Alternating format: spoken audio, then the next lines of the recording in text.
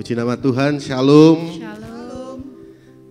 Terpujilah nama Tuhan, kita bersama-sama sampai saat ini masih diberikan kekuatan. Kita bersyukur masih diberikan kesehatan. Saya rindu kita bukan hanya berdoa saat pekan Pentakosta saja, tapi kita mau bersama-sama tetap bertumbuh dan berjaga-jaga. Sebab kita perlu berjaga-jaga. Untuk apa? Menantikan Tuhan dalam hidup kita. Mari kita mau bersama-sama datang kepada Tuhan. Kita mau fokuskan hati kita, arahkan hati kita kepada Tuhan. Buka hati kita untuk kemuliaan nama Tuhan. Bapa di surga, kami bersyukur untuk malam hari ini Tuhan. Atas setiap anugerah-Mu, atas setiap kebaikan-Mu. Kami berterima kasih untuk segala kesempatan yang Tuhan nyatakan dan kerjakan dalam hidup kami. Kami berterima kasih, Kau terus memberikan kami kekuatan, bahkan Kau memberikan kami kemampuan untuk kami boleh ada di tempat ini. Sebentar kami anak-anak-Mu Tuhan, hamba-hamba-Mu akan bersama-sama datang mempermuliakan nama Tuhan. Berikan kami roh puji-pujian dalam diri kami, sehingga ketika kami boleh datang memuji mempermuliakan nama Tuhan, hati kami hanya tertuju kepada Tuhan, mata kami hanya tertuju kepada Tuhan, dan kami mau menyenangkan Engkau ya Bapa. Terima kasih Bapa, juga terima kasih pimpin rekan-rekan kami yang masih dalam perjalanan. Biarlah terus Engkau memberikan mereka semangat dan antusias untuk terus datang mencari wajah-Mu ya Bapa. Terima kasih Bapa, juga terima kasih pimpin setiap kami, urapi kami dengan kuat kuasa Roh Kudus-Mu Tuhan. Terpujilah nama Tuhan, kami serahkan semuanya di dalam nama Tuhan Yesus Juru Selamat kami. Haleluya, amin. Mari kita mau bersama-sama datang kepada Tuhan. Kita mau siapkan hati kita lebih lagi. Kita mau berikan hati kita hanya untuk kemuliaan nama Tuhan. Izinkan Tuhan terus menjamah setiap kehidupan kita. Terima kasih Tuhan, terima kasih. Kita mau katakan pujian yang berkata, dengan segenap hati ku menyembah memuji. Dengan segenap hati ku menyembah memuji,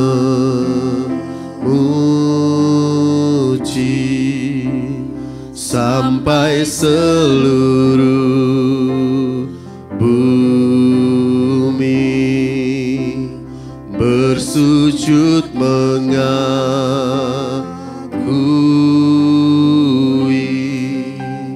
walau malam menepi, tak akan ku sendiri.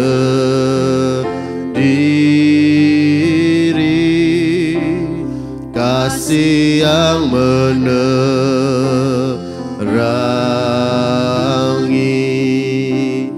Kau setia menanti.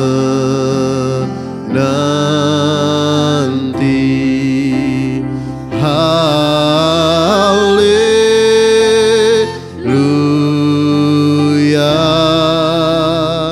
haleluya,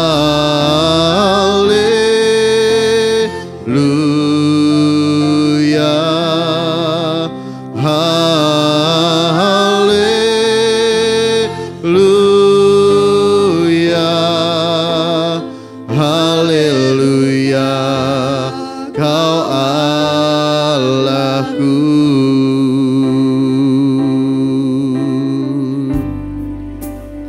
Dengan segenap hati ku menyembah memuji,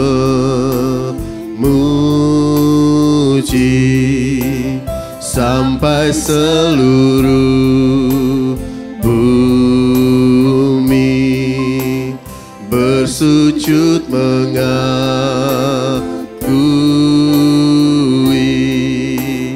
walau malam menepi, tak akan ku sendiri.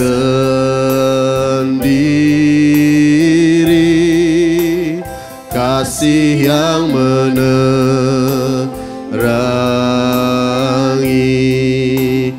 Kau setia menanti. Haleluya,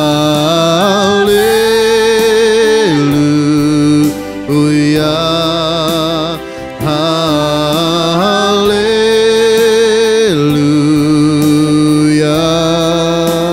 haleluya,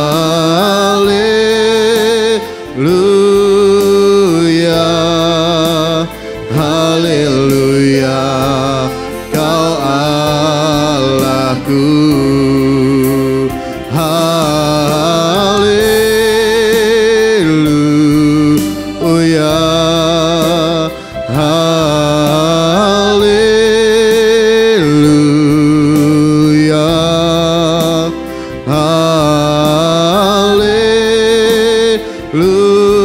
haleluya, haleluya, Kau Allahku.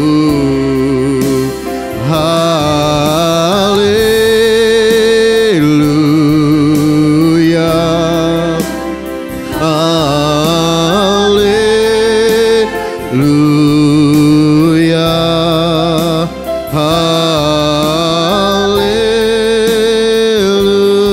haleluya, haleluya, Kau Allahku. Haleluya, Kau Allahku. Haleluya, Kau Allahku. Haleluya.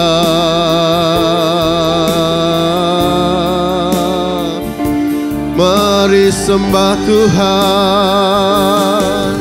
Haleluya.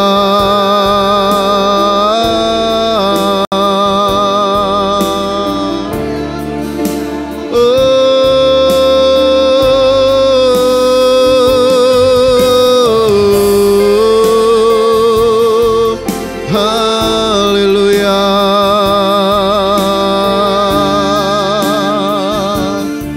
Kami bersyukur Tuhan.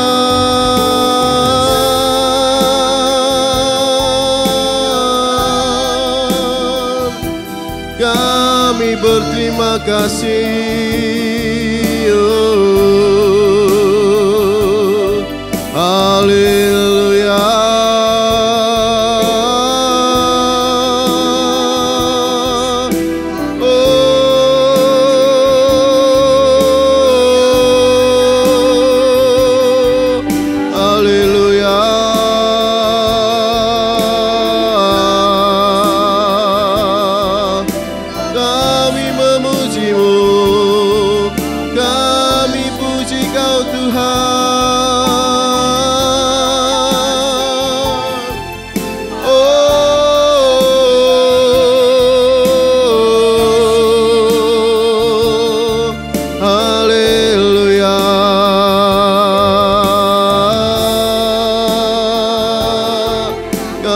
Berterima kasih, kami muliakan nama-Mu.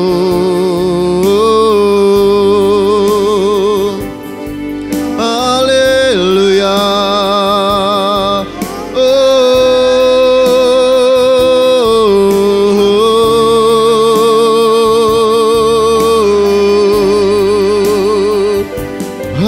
Haleluya. Haleluya.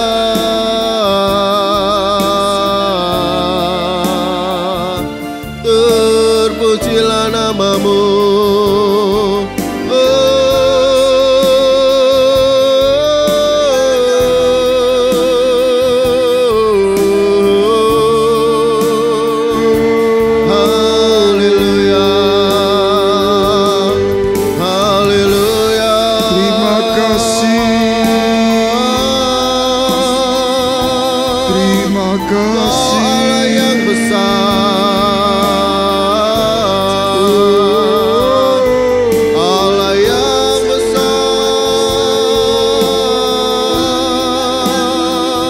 Shiromaya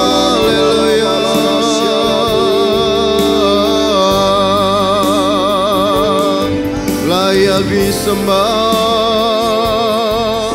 layak disembah.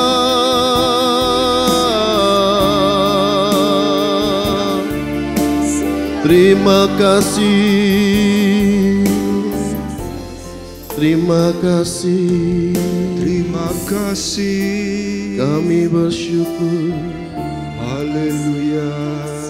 Biarlah hati kami tetap yakin dan percaya, ya Tuhan, bahwa Engkau adalah Bapa kami yang baik, Bapa kami yang terus berkuasa atas setiap kehidupan kami.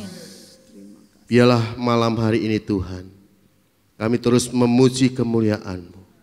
Kami mau memuji kebesaran-Mu ya Tuhan. Terima kasih Tuhan, terima kasih. Terima kasih Tuhan, terima kasih. Terima kasih. Terima kasih. Mari kita mau bersama-sama lebih lagi katakan bahwa Bapa, Engkau baik. Engkau selalu baik kepadaku. Biarlah kita terus mencintai Bapa yang ada di surga.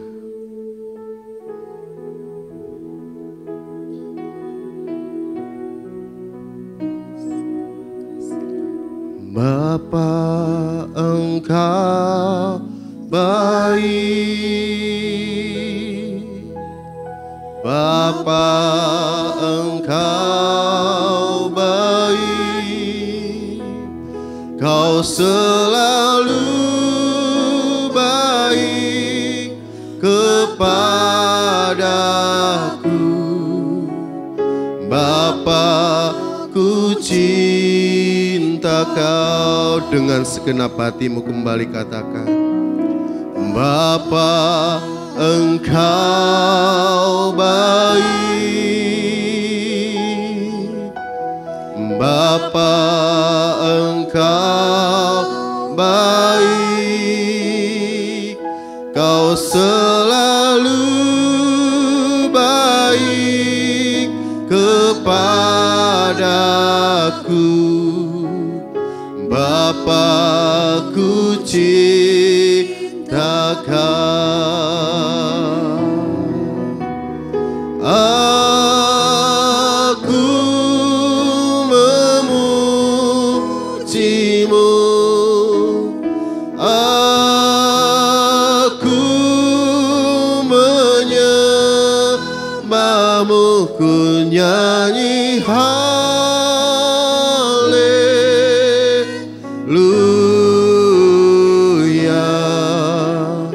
Bapa, ku cinta Kau.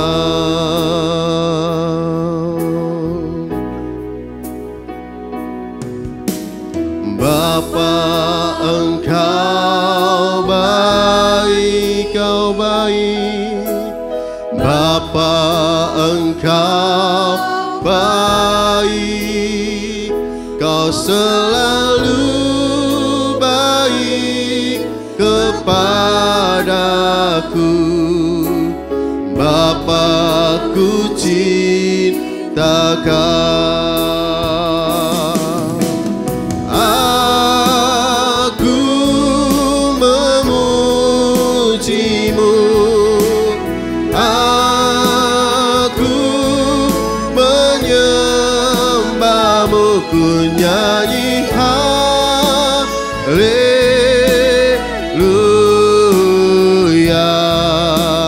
Bapa, ku cinta Kau, aku memuji-Mu, aku memuji-Mu, aku menyembah-Mu, ku nyanyi haleluya.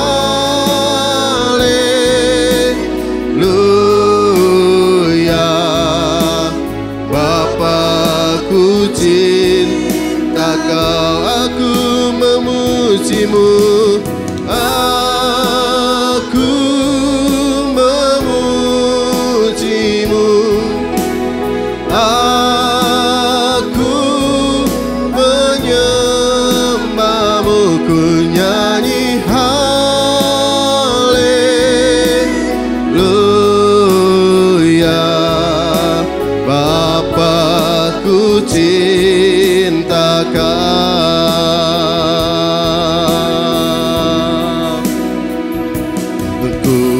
kagum hormat akan Engkau. Ku kagum hormat akan Engkau. Kau Allah yang layak dipuji. Ku kagum akan Engkau. Ku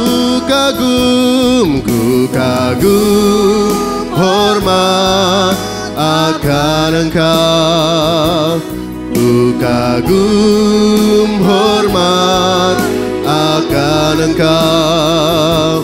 Kau Allah yang layak dipuji. Ku kagum akan Engkau. Ku kagum hormat akan Engkau. Ku kagum hormat akan Engkau. Kau Allah yang layak dipuji. Ku kagum akan Engkau. Kau Allah yang layak dipuji. Ku kagum akan Engkau. Kau Allah yang layak dipuji. Ku kagum akan Engkau. Puji nama Tuhan. Kita percaya bahwa Tuhan Yesus itu adalah Tuhan yang baik. Karena kita sudah merasakan kebaikan Tuhan, pada malam hari ini kita mau sebentar memberikan korban persembahan. Kita memberikan yang terbaik untuk kemuliaan nama Tuhan. Untuk petugas maju ke depan, nanti dengan kasih Kristus Ibu Ida akan berdoa untuk persembahannya dijalankan. Mari kita berdoa. Puji namamu Tuhan, puji namamu Yesus, Allah kami yang hidup, Juru Selamat dan kekasih jiwa kami. Terima kasih Tuhan buat kesempatan yang indah ini untuk kami boleh kembali berkumpul di tempat ini, memuji, memuliakan namamu Tuhan. Kalau kami sudah memuji-muji Engkau Tuhan, tiba saatnya sebentar kami akan memberikan sebagian dari harta kami Tuhan. Kiranya Engkau mensucikan, kuduskan menjadi alat kelebaran kerajaan Tuhan di tempat ini. Terima kasih Tuhan, kiranya Engkau juga memberkati imamat-Mu yang akan menjalankannya. Engkau memberkati dengan berkat-berkat sepenuh yang daripada Engkau.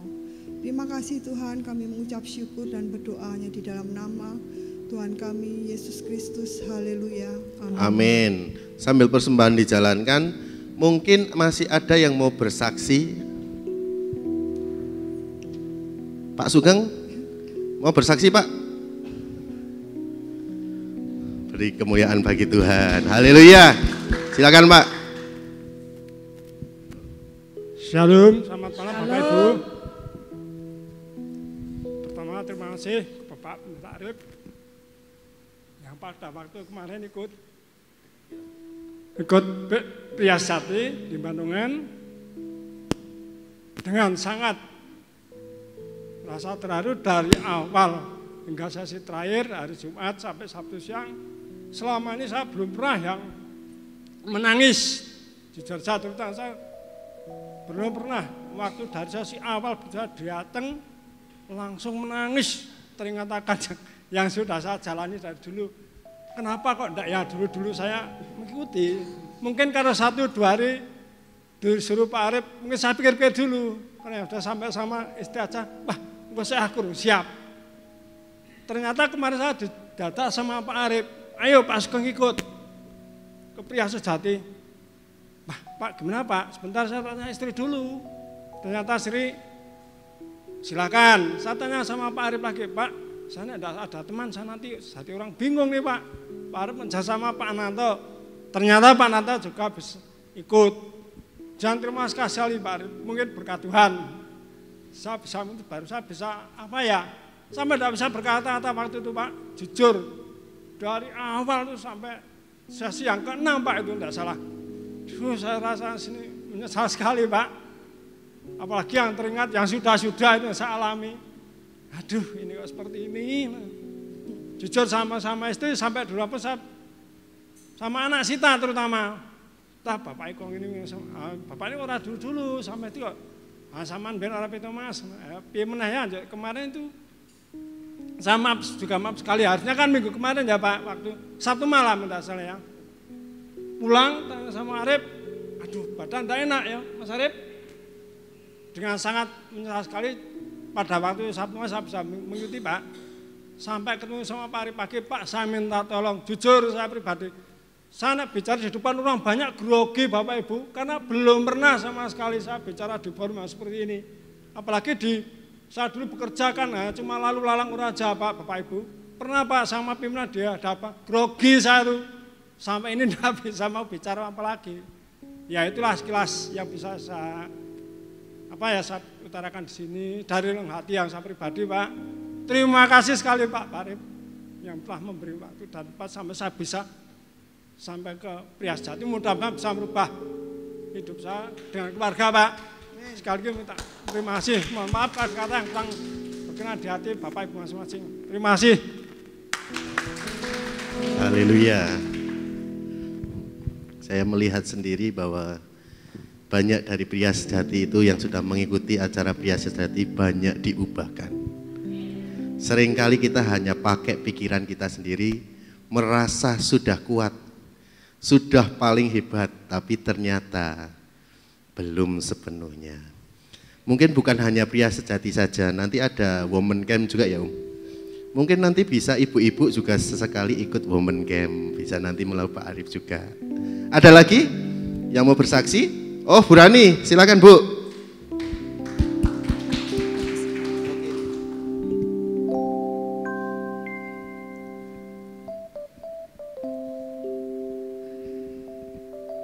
Shalom Bapak Ibu yang dikasihi Tuhan. Shalom. Saya mau menyaksikan lawatan Tuhan kemarin pas hari Pentakosta ya. Sebetulnya saya tuh digerakkan Tuhan pas ini yang pimpin puji-pujian itu. Tapi kenapa ya? Karena katanya dimasukkan ke YouTube, saya maaf pakai celana yang agak ketat jadi enggak pede. Akhirnya saya bersaksi saat ini karena lawatan Tuhan yang sudah dinyatakan dalam pribadi saya. Sebelum hari Pentakosta itu beberapa minggu atau mungkin ada 1 bulan sebelumnya ya, setelah maghrib itu kira-kira jam 6:30 seperti ini, badan saya itu terasa dinginnya minta ampun, dingin sekali. Itu tiap hari, tidak hanya 1 hari 2 hari, tapi tiap hari hampir beberapa minggu. Terus akhirnya saya hari Rabu itu tidak pernah datang. Mungkin ada kalau 3 minggu saya tidak pernah datang. Pak Arif tanya, kok nggak pernah datang? Maaf Pak, saya kalau sekitar jam 6, 6:30 itu badan saya terlalu dingin sekali. 6:30 itu saya sudah pakai kaos kaki kalau di rumah, sudah tidur selimutan. Masa 6:30 saya sudah tidur karena saking dinginnya. Setelah diumumkan ada Pentakosta, pikiran saya gini, wah aku mungkin iso teko. Saya nggak mungkin datang di Pentakosta. Karena apa? Setiap 6:30 saya sudah kedinginan. Padahal Pentakosta mulai jam 6 paling enggak sampai jam 8:30 ya. Pikiran saya sudah seperti itu, saya tidak mungkin bisa datang. Terus iblis bekerja terus ya, supaya saya tidak datang. Tetapi waktu itu kenapa saya datang? Karena saya diberi tugas yaitu waktu itu kolektan. Aduh, aku yang seharusnya nggak mau datang, nggak bisa datang, nggak mau datang karena aku tubuhnya seperti ini. Tapi kok dikasih tugas kolektan ya, hari pertama. Tuhan bagaimana? Saya nekat berangkat tanpa kaos kaki, tanpa jaket. Saya berangkat. Saya dengan iman saya mau berangkat karena saya bertanggung jawab dengan tugas yang sudah diberikan kepada saya, walaupun itu hanya tugas sebagai kolektan. Tapi saya harus bertanggung jawab atas tugas itu dan saya ingin menyenangkan hati Tuhan dengan apapun yang saya bisa. Akhirnya saya hari pertama datang tanpa jaket, tanpa kaos kaki. Di situ saya tidak kedinginan sama sekali, tapi iblis tidak tinggal diam. Saya dibuat ngantuk. Waktu itu saya duduk di agak depan ya. Dari mulai firman sampai akhir firman saya tekluk. Waduh, iblis ini memang berbagai cara untuk meruntuhkan iman saya. Terus hari berikutnya, hari kedua, wes aku percuma lah, aku teko, aku ngantukan kok sekarang. Saya ngantuk itu, tidak dingin tapi ngantuk. Terus hari kedua, ujiannya tidak hanya itu lagi, dinginnya datang lagi, tubuh saya dingin. Saya tidak mau berangkat karena dingin. Wes kono mangkat dhewe wae, saya bilang sama suami saya. Tapi kok rasanya tidak damai, hati saya tidak damai. Tuhan, saya tidak mau dikalahkan oleh iblis. Saya harus menang. Tapi saya pakai jaket, pakai kaos kaki waktu hari kedua.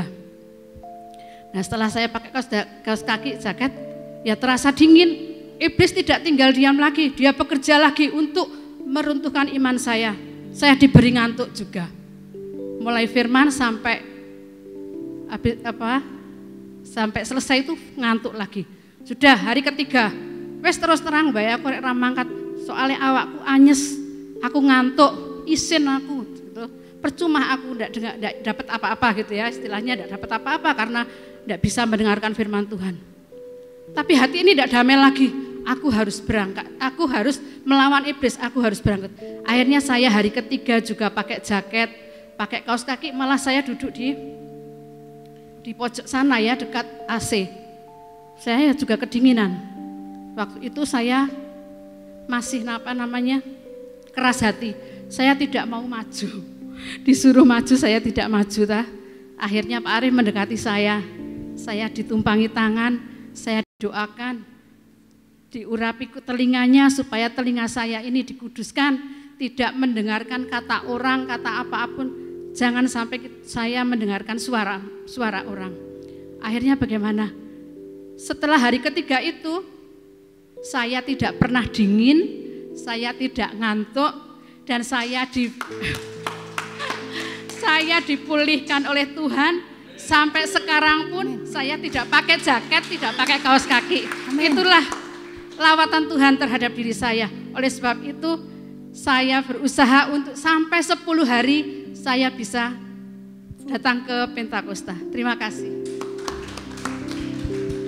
Haleluya, kesaksian yang luar biasa. Kita percaya kuasa Roh Kudus itu nyata. Amin. Asalkan apa? Kita mau mempersilahkan Roh Kudus itu berbicara atas setiap kita. Satu lagi ya, kesaksian. Silakan Bu Jimmy. Shalom. Tuhan Yesus ajaib, amin. Amin. Saya mau menyaksikan mujizat Tuhan. Beberapa waktu yang lalu anak saya sakit. Sedih ya Bapak Ibu, sebagai seorang ibu melihat anak yang terkapar di ICU seperti itu, sepertinya enggak punya harapan. Tapi puji Tuhan, dalam hati saya selalu berkata, tetap berpengharapan pada Yesus, tetap andalkan Tuhan, dan Tuhan pasti menolong. Memang diagnosa dokter itu macam-macam Bapak Ibu ya. Kalau mendengar itu saya rasanya ngeri, ada kelumpuhan, kebutaan, amnesia, karena yang diserang otak. Jadi waktu itu dokter bilang ibu yang siap, ibu yang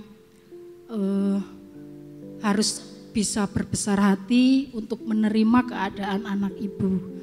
Tapi yang saya alami justru saat Kevin didoakan terakhir, didoakan Bapak Gembala ya, waktu itu hari keempat.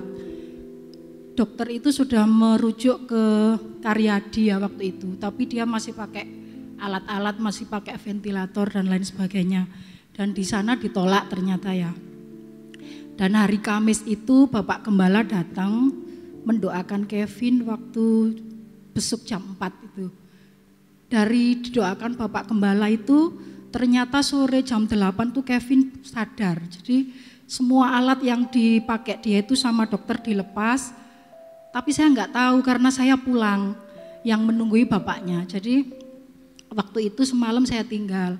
Ternyata dokternya itu nyari saya. Jadi saya ndak dicari, ndak ketemu. Baru besoknya hari Jumat saya datang. Ternyata Kevin itu sudah sadar dan diambil alat-alatnya itu normal semua. Di situ dokternya bilang, puji Tuhan, bukan puji Tuhan, bersyukur Bu, anak ibu dapat mukjizat. Anak ibu yang kemarin seperti yang kami pikir seperti ini, seperti itu, ternyata bagus. Semua organ-organnya bagus semua. Jadi hari ini bisa dipindah ke Bangsal. Ya, di situ anak saya ternyata belum sadar Bapak Ibu. Jadi waktu dipindah ke Bangsal, dokternya bilang, Bu, anak ibu itu belum sadar 100%, jadi masih cuman bangun gitu. Nah di situ saya lihat memang benar dia nggak bisa gerakkan separuh badannya, jadi dia bagian kanan tubuhnya itu mati, nggak bisa dia gerakkan, terus dia nggak bisa ngomong, dia juga semua aktivitas nggak bisa. Itu hari Jumat, hari Sabtunya visit dokter dia disuruh pulang. Di situ saya merasa loh, anakku masih seperti ini kok disuruh pulang. Akhirnya ya sudah tak terima karena kita kan pakai BPJS jadi nggak bisa membantah ya. Setelah pulang 2 hari kemudian kami dirujuk ke Karyadi, saya bawa ke sana. Puji Tuhan pulang dari Karyadi dia bisa duduk. Itu mukjizat Tuhan luar biasa. Jadi saya pikir yang pulang dia cuman tergeledak, nggak bisa duduk, nggak bisa apa-apa, masih pakai pampers. Pulang dari Karyadi dia bisa duduk, terus dia pipisnya bisa minta berdiri. Nah di situ saya pikir mukjizat Tuhan. Karena apa? Yang didiagnosa dokter itu SOL, jadi gagal nafas. Orang kalau didiagnosa seperti itu ibaratnya sudah mati ya Bapak Ibu. Tapi Tuhan baik. Tuhan masih memberi kesempatan untuk Kevin untuk bisa melayani Tuhan, untuk mungkin bisa menyenangkan hati Tuhan. Makanya Kevin diberi kesempatan untuk bisa pulih. Dan keajaiban Tuhan itu sangat luar biasa karena Kevin itu dipulihkan hari demi hari. Jadi dalam waktu 2 bulan ini Kevin itu semakin membaik. Semua aktivitas dia bisa lakukan, tangan, kaki, bahkan dia sudah bisa berlari. Kecil walaupun enggak sing kenceng itu enggak. Cuman memang ngomongnya belum full, belum kayak sebelumnya. Tapi di situ saya bersyukur, sangat bersyukur bahwa mukjizat Tuhan itu nyata, saya melihat. Jadi ketika kita mengandalkan Tuhan tidak pernah kecewa ya Bapak Ibu. Walaupun dokter berkata apapun, tapi dokter tetap manusia. Jadi Tuhan itu lebih dari segalanya. Jadi saya memang merasa berapa tahun terakhir, tahun 2004 suami sakit terus. Ya saya terima, saya tetap terus melayani Tuhan. Apapun yang saya kerjakan, saya ingin tetap bersandar pada Tuhan. 2025 suami saya memang sembuh. Puji Tuhan dikasih pemulihan sama Tuhan, sudah nggak pernah kambuh. Tapi anak saya dikasih sakit. Di situ saya kadang berpikir, Tuhan maunya apa ya? Kok aku selalu dikasih seperti ini? Tapi di situ Tuhan menjawab, Tuhan kepingin saya tetap selalu mengandalkan Tuhan. Selalu berserah penuh kepada Tuhan. Tuhan itu mau pada saya. Karena saya apa? Dulu saya dari orang Muslim ya Bapak Ibu. Jadi ketika kadang saya setelah saya kenal Tuhan Yesus, mengenal Tuhan Yesus, kadang dalam pikiran saya itu masih kadang melawan. Saya kadang dengan kekerasan hati saya. Maka di situ Tuhan itu pingin saya itu benar-benar menyerah. Di situ saya menyaksikan kebaikan Tuhan dan biarlah Bapak Ibu semua yang mempunyai persoalan pergumulan tetap terus mengandalkan Tuhan. Amin. Tuhan Yesus memberkati. Haleluya. Pertolongan Tuhan itu tepat pada waktunya. Amin. Mungkin bagi kita mustahil untuk sembuh, tapi bagi Tuhan tidak ada yang mustahil. Amin. Dan apapun masalah kita, Tuhan pasti punya jalan keluar. Mari kita mau tundukkan kepala kita mau siapkan hati kita. Miliki iman percaya bahwa Tuhan Yesus setia dalam setiap kehidupan kita. Haleluya.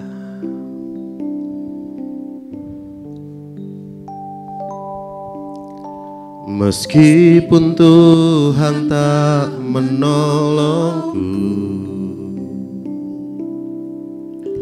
meskipun duri dalam dagingku,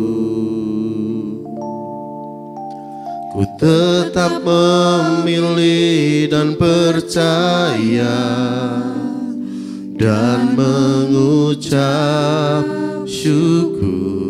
Meskipun doaku tak terjawab,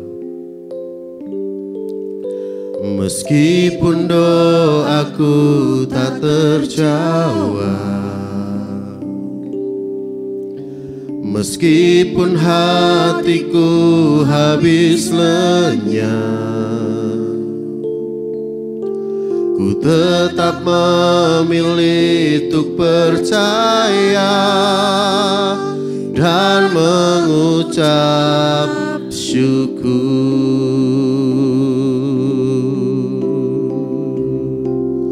Berkali-kali kau menolong, berkali-kali kau kuatkan dalam rasa sakit. Engkau ada, Yesus setia.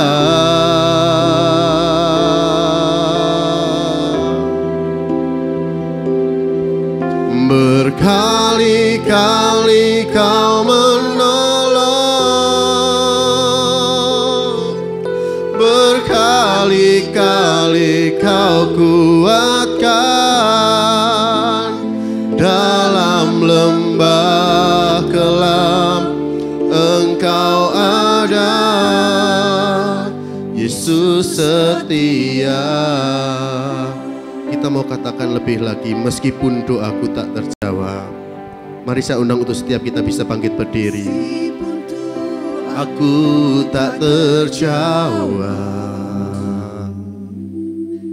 meskipun hatiku habis lenyap, ku tetap memilih untuk percaya dan mengucap syukur.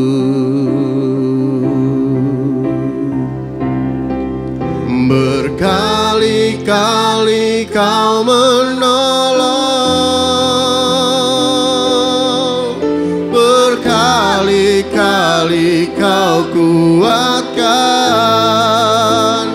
dalam rasa sakit. Engkau ada, Yesus setia.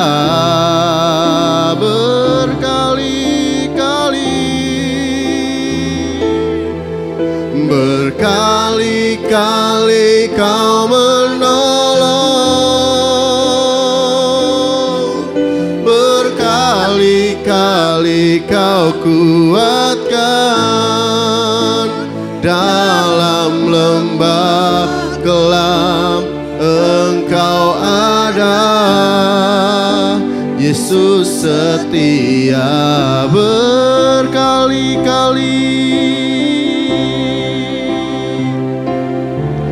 berkali-kali kau menolong, berkali-kali kau kuatkan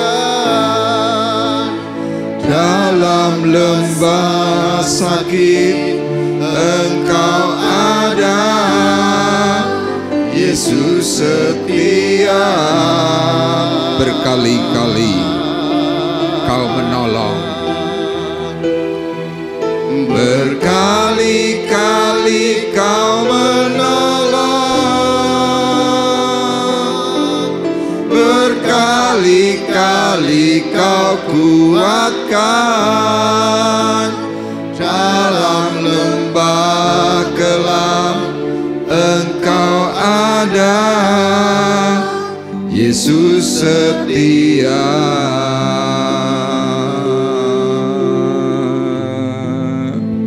Dalam lembah kelam, Engkau ada, Yesus setia. Dalam lembah kelam Engkau ada. Dalam lembah kelam Engkau ada. Yesus setia.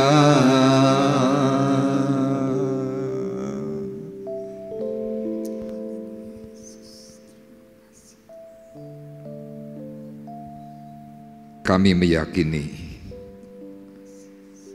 bahwa kasih dan pertolongan Tuhan tidak pernah terlambat dalam diri kami. Tuhan sudah menetapkan waktu. Meskipun kerap kali kami tidak merespon, kami tidak menanggap, tetapi tetap saja Engkau memberikan kepada kami waktu yang terbaik. Sehingga pada waktu di mana kami menanggapi janji keselamatan, menanggapi apa yang Tuhan berikan, dan kami mengambilnya dengan tepat, disitulah keadilan Tuhan itu terjadi atas kami semuanya. Sehingga kami boleh melihat bahwa kemuliaan Tuhan tetap ada dan berlaku sampai hari ini. Dan kami boleh merasakan Tuhan kebaikan-Mu, boleh merasakan akan keadilan, boleh merasakan akan kasih karunia. Sehingga kasih dan pemeliharaan Tuhan itulah yang membuat mata batin kami tercelik, mata rohani kami terbuka, bahwa ternyata Tuhan sungguh baik bagi kami semuanya. Untuk itu Tuhan, sore hari ini kami mau bersama-sama kembali belajar firman-Mu yang hidup, untuk kami mengalami keselamatan kekal yang Tuhan janjikan. Urapi dan berkati hamba-Mu dengan kuasa urapan dari tempat maha tinggi, Roh Kudus yang memampukan untuk memberikan perkataan hikmat. Dan urapi juga Tuhan untuk seluruh sidang jemaat-Mu yang hadir dengan urapan yang sama, Roh Kudus yang bekerja. Sehingga hikmat yang akan kami terima boleh kami pahami dengan baik, kami mengerti dan kami melakukannya. Terima kasih, berkati kami semuanya yang sudah hadir. Dalam berkat nama Tuhan Yesus Kristus kami berdoa. Dan kita semua yang siap diberkati oleh Tuhan bersama-sama berkata amin. Puji Tuhan, dipersilahkan duduk. Shalom.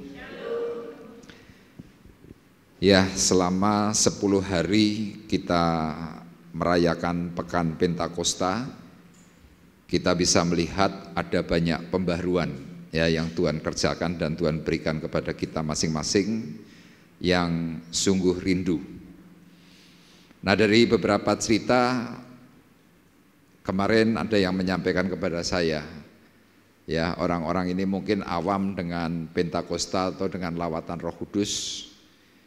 Mereka kemudian berkata, heran ya, Pak Gembala itu nggak ngerti saya siapa, nggak kenal, saya juga nggak pernah omong-omong.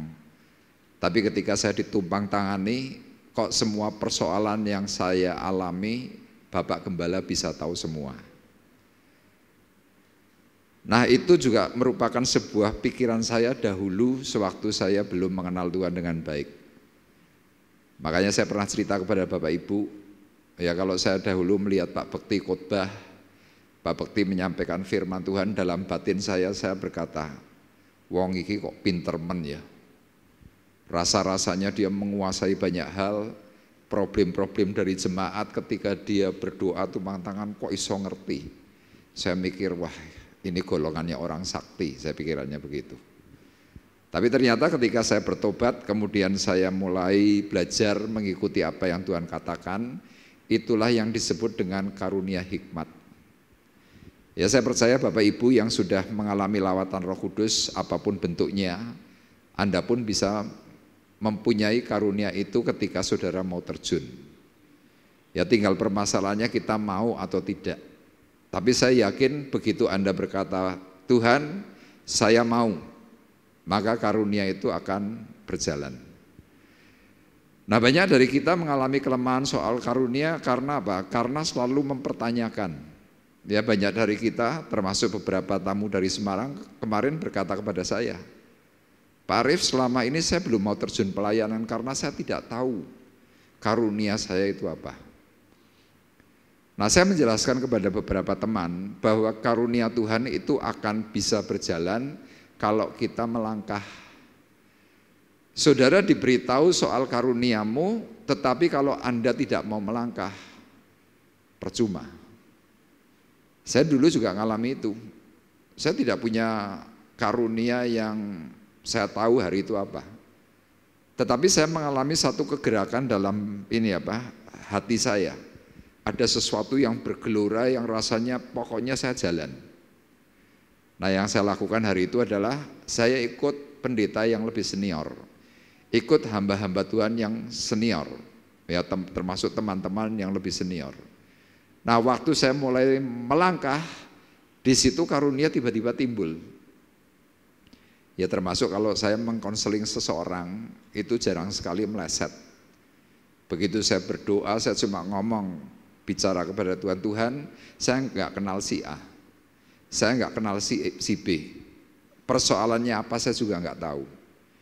Saya berdoa, Tuhan beri aku hikmat-Mu. Tiba-tiba meluncur kata-kata hikmat. Dan tiba-tiba orang itu berkata, ya Pak, itu saya.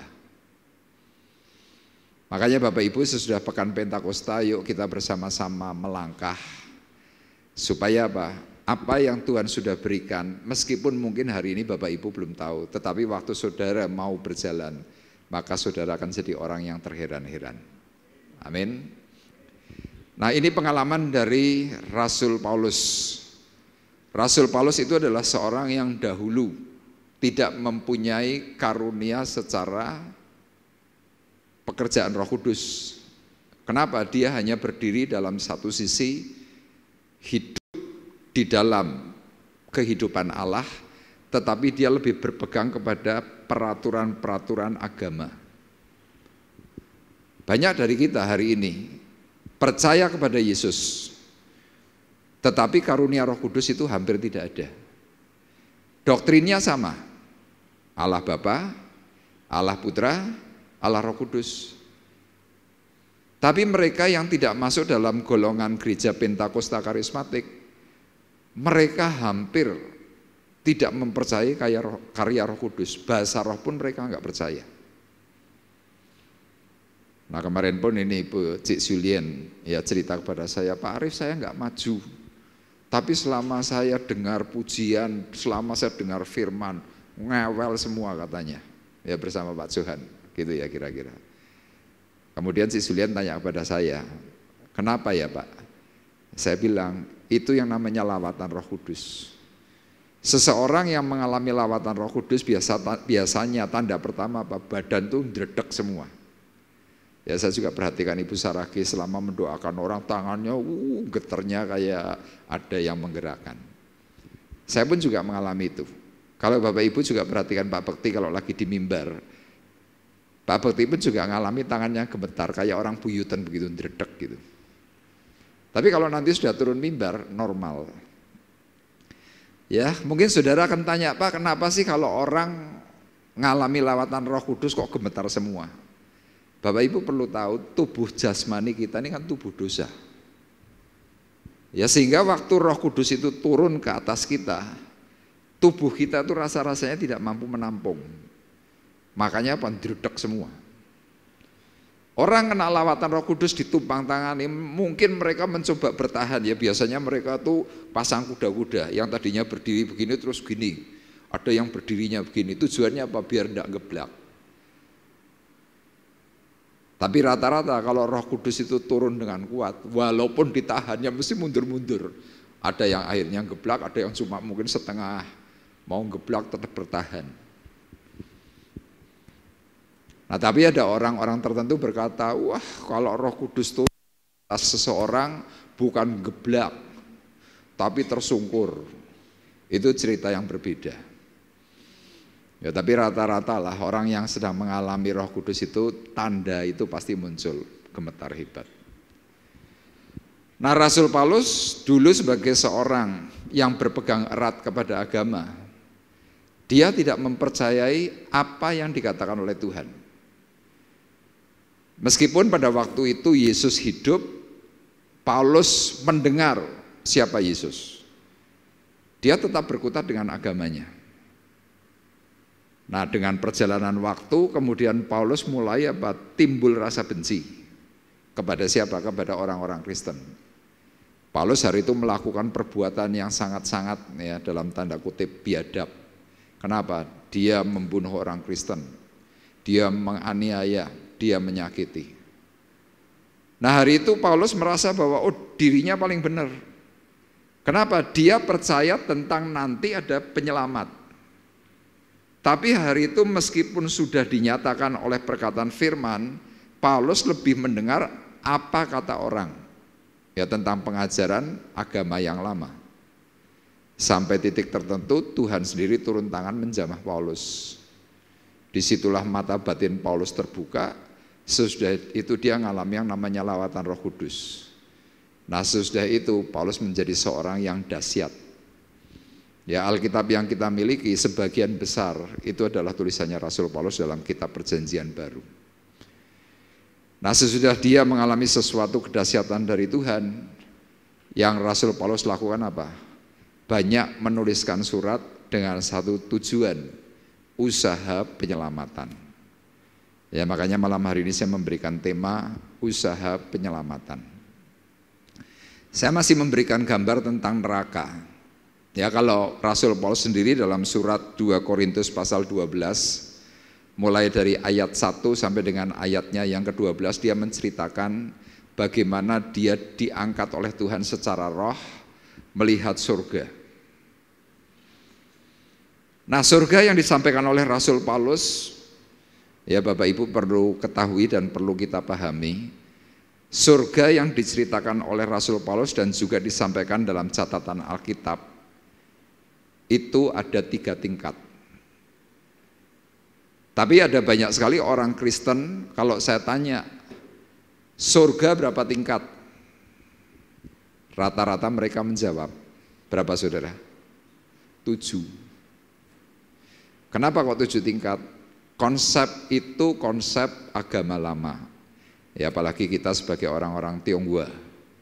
Kita dahulu dari agama-agama yang tidak mengenal Tuhan dengan baik, selalu mengatakan bahwa seperti ya cerita-cerita Sun Gokong. Sun Gokong naik ke surga tingkat 7. Di sana dia membuat huru-hara, surga diporak-porandakan. Kira-kira begitu. Nah, konsep itu menjadi konsep yang salah terpatri. Makanya kemudian Rasul Paulus menceritakan tentang bagaimana dia mengalami surga. Nah, tentu pada waktu dia mengalami surga, dia juga mempunyai sebuah bayangan tentang penghukuman Allah, yaitu neraka.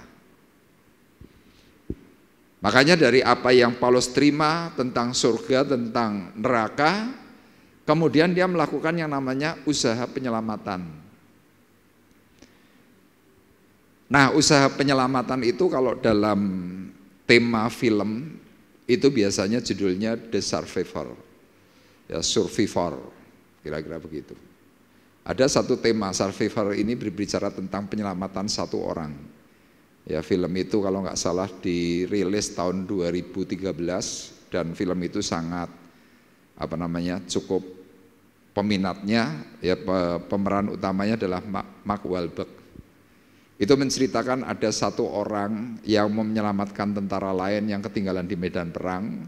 Satu tim ini dari tim SEAL ada 4 orang. Ternyata 4 orang yang dikirim 3 itu gugur. Yang mau diselamatkan akhirnya mati semua termasuk tim penyelamatnya. Kemudian tinggal 1 orang. Nah, 1 orang ini bertahan hidup dan akhirnya dia bisa selamat. Nah, firman Tuhan mencoba memberikan pengertian kepada kita. Ada 1 orang yang diutus oleh Allah Bapa di surga, yaitu Yesus.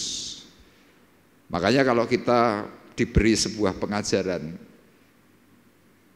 waktu seseorang ya termasuk kita percaya kepada Yesus, kita harus menyebut Yesus itu bukan hanya Yesus, tapi kita harus menyebut Yesus itu dengan 3 sebutan. Tuhan Yesus Kristus. Apa saudara? Tuhan Yesus Kristus. Kenapa kita harus menyebut 3 unsur? Kalau kita menyebut Yesus sebagai sebutan nama, dia adalah survivor, penyelamat. Tapi kalau kita menyebut Tuhan, berarti kita menyebut dia sebagai Tuan. Terus Kristus artinya apa? Yang diurapi, yang dilantik. Jadi Tuan, penyelamat yang ditetapkan oleh Allah. Nah, Yesus hari itu ketika ditetapkan sebagai juru selamat, kapan? Waktu tanda itu diberikan, waktu dia mulai terjun di dalam pelayanan, kurang lebih di usia 30 tahun dia dibaptis, kemudian dia diurapi. Makanya lihat, di dalam banyak peristiwa, seorang yang akan diurapi oleh Tuhan, cara ditangkapnya Tuhan itu bermacam-macam. Salah satunya siapa? Rasul Paulus. Rasul Paulus mengalami pengurapan dari Tuhan kapan? Waktu dia mengalami perjumpaan awal. Yesus hari itu mendatangi Rasul Paulus secara khusus, kemudian dia bertanya kepada Saulus, Saulus, Saulus, mengapa engkau menganiaya aku? Saulus yang hari itu belum mengenal Yesus, hanya dengar namanya, menjawab, siapa ya? Yesus kemudian kembali berbicara, mengapa engkau menganiaya aku? Paulus di situ sadar, dia tanya, Yesuskah engkau? Tuhan Yesuskah? Kira-kira seperti itu. Kemudian Yesus menjawab, ya, aku Yesus yang kau aniaya. Kemudian Rasul Paulus mengalami satu kebutaan. Berapa hari? 3 hari. Kemudian Rasul Paulus diberi perkataan oleh Tuhan supaya menemui seseorang. Dan seseorang ini juga diberitahu oleh Tuhan, nanti akan ada seorang yang bernama Saulus akan menemui engkau. Nah, orang ini kemudian mulai membimbing Paulus, Saulus, kemudian mulai diberi penumpangan tangan. Nah, saat penumpangan tangan itu terjadi itu yang namanya urapan. Makanya Bapak Ibu yang sudah mengalami urapan Roh Kudus, Anda sedang dibawa oleh Tuhan menuju satu puncak, yaitu apa? Kemuliaan. Rasul Paulus berkata, di dalam ayatnya yang pertama dikatakan begini, dalam Roma 1 ayat 1 ayat 1. Dia dikatakan demikian. Dari Paulus hamba Kristus Yesus yang dipanggil menjadi rasul dan dikuduskan untuk memberitakan Injil Allah. Nah, kata dikuduskan itu dalam bahasa lain, Rasul Paulus itu diberi keadilan. Seperti Petrus kemarin dalam firman Tuhan minggu yang lalu, 2 Petrus 1 ayat 1 juga dikatakan begitu. Aku yang menerima kasih karunia dari Tuhan, aku menerima keadilan dari Allah. Sama Anda hari ini yang bisa nyebut Tuhan Yesus Kristus di dalam diri Anda semuanya sudah dikuduskan oleh Tuhan. Anda semua sudah diberi keadilan. Nah, tinggal sekarang permasalahannya ketika Anda sudah mengalami pengudusan, Anda sudah terima keadilan dari Allah, sikap hatimu itu apa? Kalau Rasul Paulus begitu dia mengalami pengudusan, begitu dia terima urapan, dia melakukan yang namanya usaha penyelamatan. Nah, usaha penyelamatan itu ditulis oleh Rasul Paulus dalam Roma 1 ayat 16 dan ayat 17, kita perhatikan. Tolong tampilkan ya. Ini yang dikatakan oleh Rasul Paulus. Sebab aku mempunyai keyakinan yang kokoh dalam Injil, karena Injil adalah kekuatan Allah yang menyelamatkan setiap orang yang percaya. Pertama-tama orang Yahudi, tetapi juga orang Yunani. Sebab di dalamnya nyata kebenaran Allah yang bertolak dari iman dan memimpin kepada iman, seperti ada tertulis, orang benar akan hidup oleh iman. Nah, kita memakai Roma 1 ayat 16 dan 17 itu hanya untuk mengungkapkan kalau kita baca Alkitab, waktu kita baca Injil, pengungkapannya waktu kamu baca Injil, kamu akan memperoleh kekuatan Allah yang menyelamatkan. Ya, pengungkapannya itu. Tapi ternyata waktu saya pelajari ayat 16, ayat 17, kenapa Rasul Paulus menuliskan ini? Karena hari itu Rasul Paulus pada waktu dia mulai dengan kesadaran penuh menerima Injil, dirinya langsung mengalami yang namanya perubahan. Itu sangat dahsyat. Makanya dia mengatakan apa? Aku punya keyakinan yang kokoh, keyakinan yang penuh dalam Injil. Orang tanya, Paulus, kamu kok bisa punya keyakinan yang kokoh dalam Injil, kenapa? Karena Injil adalah kekuatan Allah yang menyelamatkan hidupku. Kira-kira bayangannya seperti itu. Nah, Paulus mengatakan ini ditujukan kepada siapa? Kepada orang Yahudi yang tinggal di Roma, kemudian juga kepada orang-orang Yunani yang tinggal di Roma. Jadi hari itu bangsa Israel ya dengan sebutan Yahudi, mereka tuh banyak yang ada di kota Roma. Nah, tetapi sayang, di dalam kehidupan orang Yahudi yang ada di kota Roma, meskipun mereka percaya kepada Tuhan, kelakuan mereka masih buruk. Kelakuan buruk yang mereka lakukan itu apa? Masih suka bermain taruhan, bermain judi di acara gladiator. Ya, mereka tuh nonton di stadium, di situ ada manusia dengan manusia diadu sampai mati, manusia diadu dengan hewan, dan itu ada taruhannya.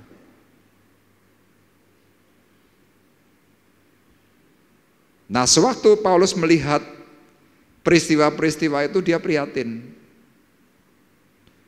Kenapa ya orang-orang yang katanya sudah ikut Tuhan, rasa serakah, rasa ingin cepat kaya dengan taruhan, dengan judi, dengan hal-hal yang bersifat keinginan daging, kok masih merajai, kenapa? Secara tafsir, ternyata mereka tidak pernah memahami secara benar tentang hakikat mengikut Tuhan dengan benar. Makanya kemudian Rasul Paulus menuliskan dalam Roma pasal 12 ayat 2, dia berkata, supaya kamu dapat membedakan mana yang baik, mana yang benar, yang berkenan kepada Allah.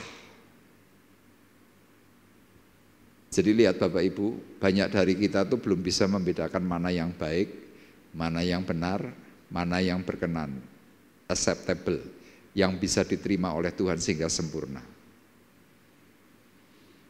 Banyak dari kita masih menganggap bahwa jadi manusia yang penting baik, itu banyak yang masih berkata begitu. Tapi saya mau tanya kepada Bapak Ibu, Anda yakin enggak Anda seorang yang baik pasti masuk surga enggak? Anda yakin enggak? Anda kan baik. Tapi pertanyaan saya, Anda yakin masuk surga enggak? Kalau buat saya, orang baik itu tidak masuk surga. Kenapa?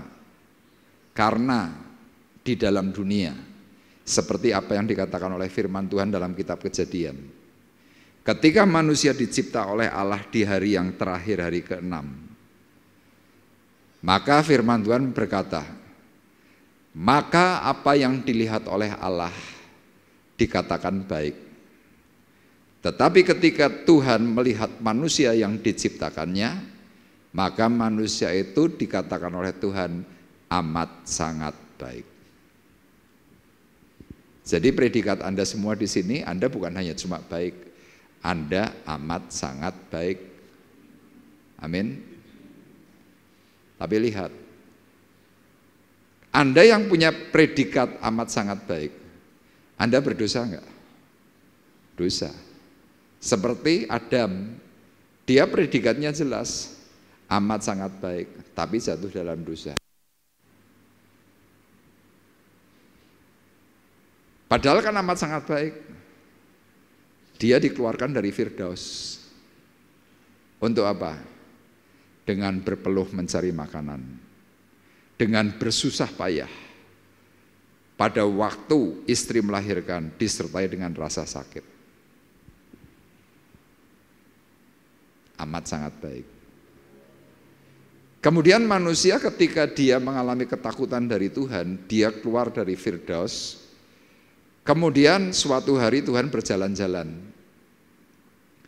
Firman Tuhan berkata, ketika Adam mendengar derap langkah Tuhan, maka takutlah dia. Kemudian Tuhan Allah bertanya, Adam, di manakah engkau? Itu sampai 3 kali. Adam, di manakah engkau? Adam, di manakah engkau? Pertanyaan saya begini, kenapa Allah yang Maha Tahu itu kok tanya, Adam kamu di mana? Logis atau tidak logis? Kalau Tuhan bertanya, kamu bersembunyi di mana, itu logis enggak? Halo Bapak Ibu? Logis enggak? Kan enggak logis. Wong Tuhan Maha Tahu. Tapi hakikatnya bukan masalah tentang Allah tahu atau tidak tahu. Yang hari ini Tuhan inginkan adalah ketika engkau berbuat dosa, dosa itu pertama menimbulkan ketakutan, kedua dosa itu akan memutuskan hubungan dengan Tuhan. Tuhan tujuan bertanya adalah supaya apa? Berani enggak engkau menyatakan dirimu? Makanya hari itu ketika Tuhan bertanya, kemudian Adam menjawab, aku di sini Tuhan, aku bersembunyi. Tuhan tanya lagi, kenapa kamu bersembunyi? Aku takut.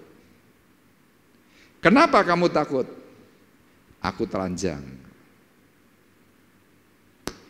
Makanya waktu Adam sudah berani menjawab, kemudian Tuhan menolong dengan cara apa? Adam diberi pakaian.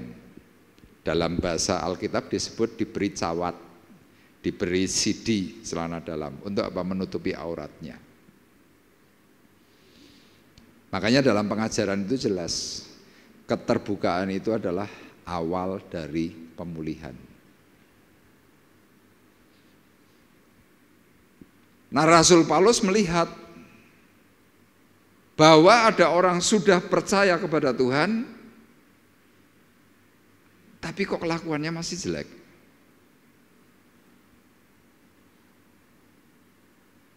Nah, waktu kelakuan kita masih jelek, Tuhan melalui hamba-hamba Tuhan itu prihatin. Jadi Rasul Paulus menuliskan Roma pasal 1 ayat 16 dan 17 itu karena apa? Sebuah keprihatinan. Makanya dia mengingatkan bahwa Injil adalah kekuatan Allah yang menyelamatkan bagi setiap orang yang percaya, pertama-tama orang Yahudi, orang Israel, tetapi juga orang Yunani karena hari itu ada di Roma. Paulus menjelaskan bahwa Injil itu adalah kebenarannya Allah.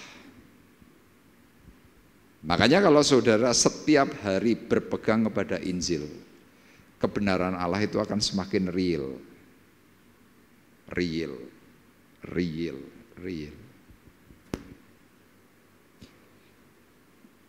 Anda mungkin akan tanya, Pak, kebenaran Allah yang real di dalam dirinya Bapak apa? Ya saya ceritakan ya, dulu sewaktu belum bertobat, saya tuh pemabuk, tukang minum.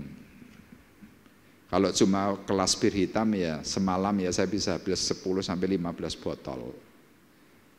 Ya cuma agak sedikit merah-merah gitulah. Nyetir pulang ya masih tetek, nggak nabrak, nggak nyerempet, bisa pulang rumah dengan aman. Terus apalagi? Perokok, pernah judi. Terus pokoknya kelakuan-kelakuan yang buruk lah, kecuali maling.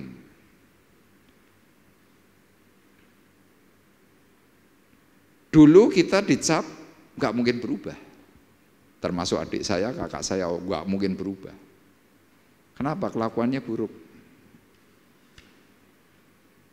Tapi lihat, ketika kebenaran Allah itu masuk, Paulus berkata, Injil adalah kekuatan Allah yang menyelamatkan. Kebenaran Allah itu masuk, semua perbuatan-perbuatan buruk tiba-tiba terkikis, habis.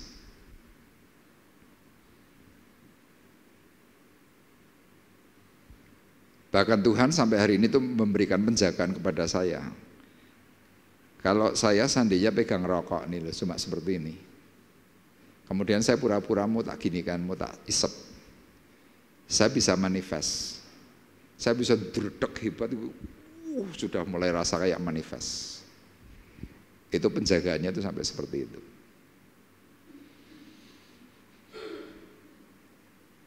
Nah, hal yang seperti ini kan rasa-rasanya kan mustahil, nonsens.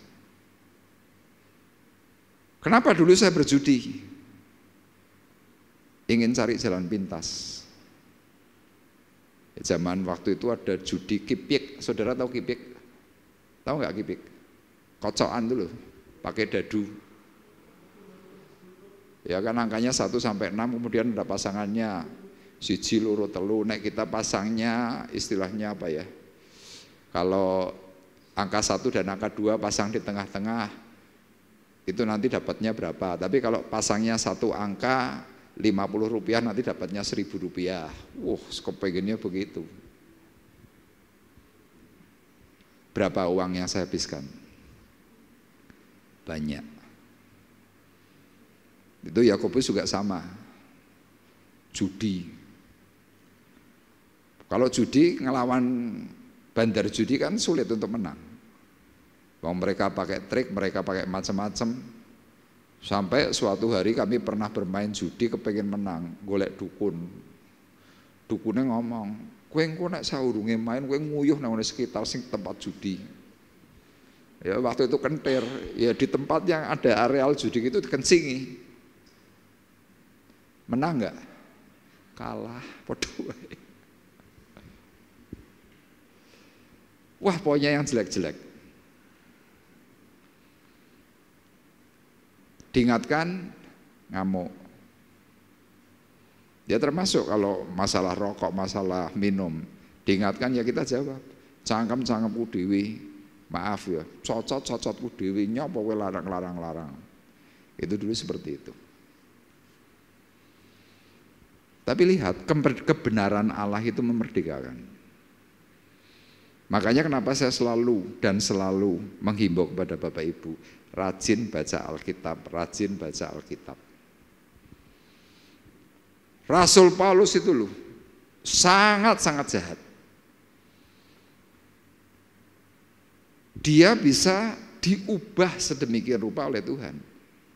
Makanya dia berkata, Injil adalah kekuatan Allah yang menyelamatkan setiap orang yang percaya.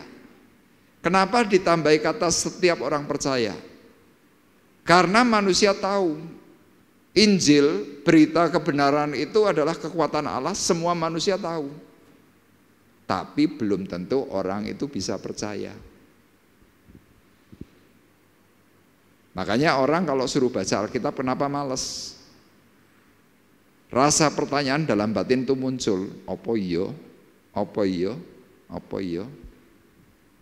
Kan gitu.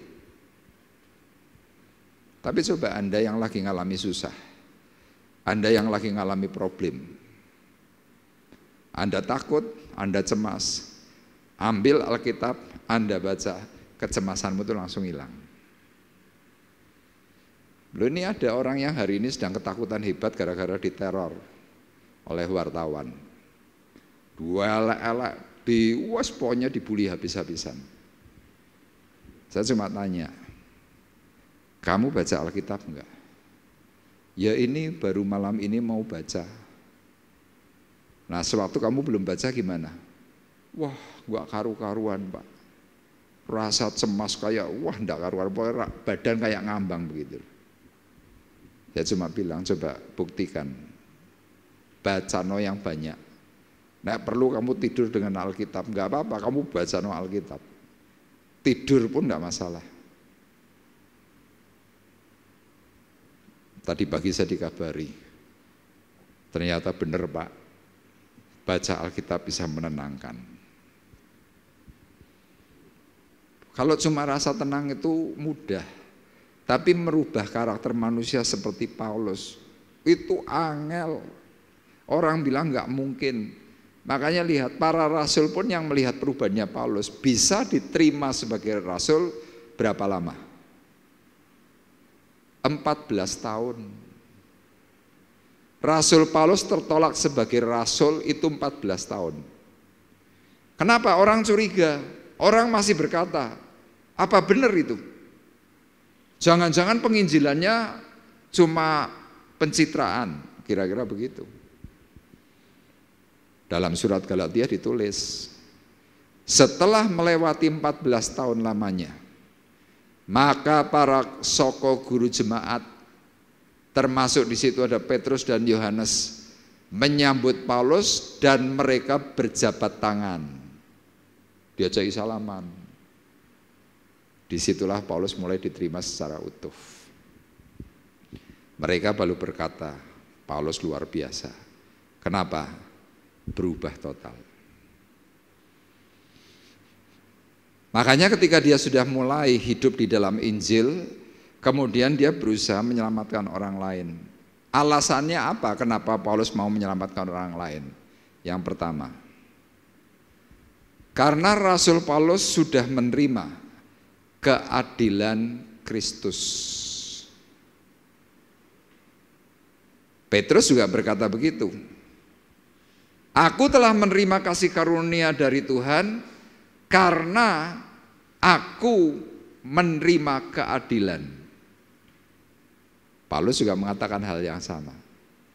Makanya kalau saudara pernah mendengar lagu pujian yang ditulis oleh pemazmur Daud, pujiannya kan berkata begini, aku hendak bersyukur pada Tuhan karena keadilannya,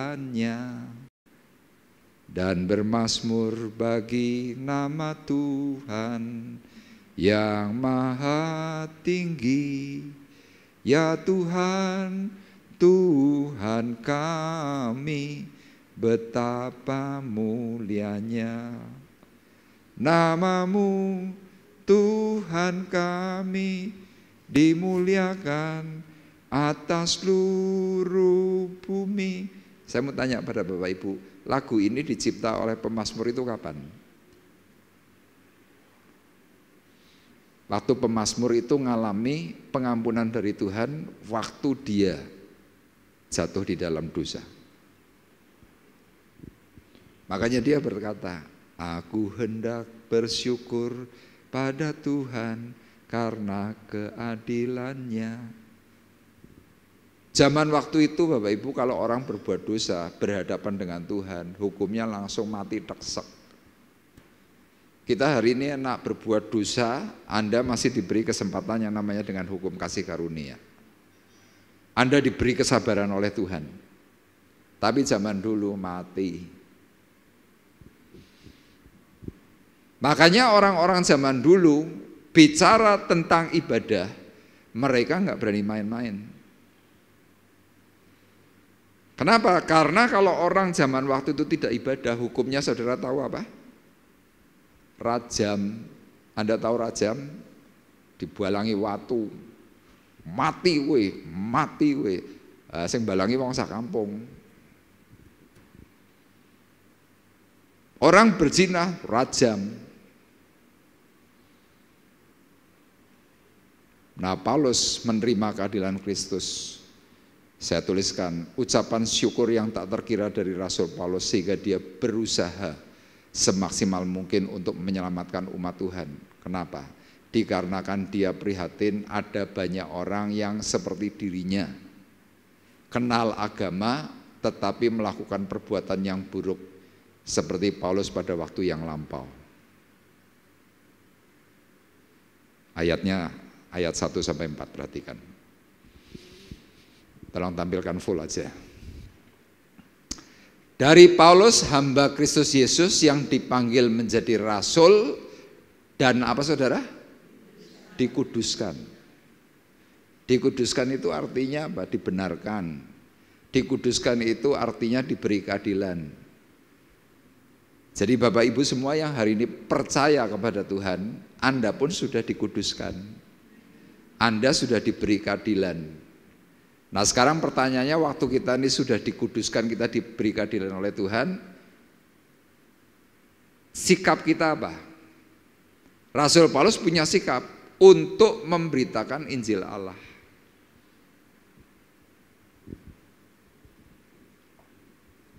Termasuk saya ini orang yang sudah diberi keadilan oleh Tuhan. Dosa saya diampuni oleh Tuhan. Saya dipulihkan. Saya dibenarkan, saya dikuduskan. Makanya kenapa saya dalam pelayanan itu punya semangat yang tinggi. Karena saya sadar penuh, saya sudah ditolong oleh Tuhan.